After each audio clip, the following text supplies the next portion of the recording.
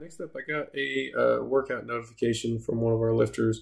He says, I'm struggling with recovery from the load and I'm having joint soreness. Now, a couple things. Usually the workout notification is not the best way to go about, letting me know and getting feedback on your training in terms of guided programming. Asking a direct question tends to be a bit better, but I did want to at least try to address it, I guess. So a lack of recovery, having joint soreness, which is just another way of saying lack of recovery. What we would want to do about that in this context is we have to reduce the amount of training stress. So that's going to mean we need to cut back on the amount of training that you're doing. So it could be as simple as taking that priority 4 workout and just getting rid of it. It could also be as simple as taking your supplemental exercises and skipping them.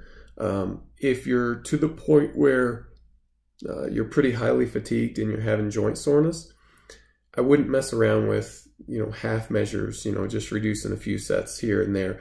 I would get pretty aggressive with it until you're feeling better. So cutting whole workouts, at least cutting whole movement categories like supplemental movements, especially if there's something in particular that's bugging you.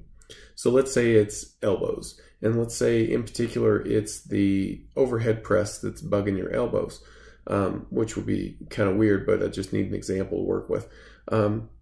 You would want to make sure that you're getting rid of that overhead press, but also anything else that's bugging those elbows. So make sure that you're taking care of that, you're getting yourself healed up. Now, you don't have to get rid of those movements forever. Just get rid of them for long enough so that you can recover and get back to your baseline, and then you can reintroduce them again.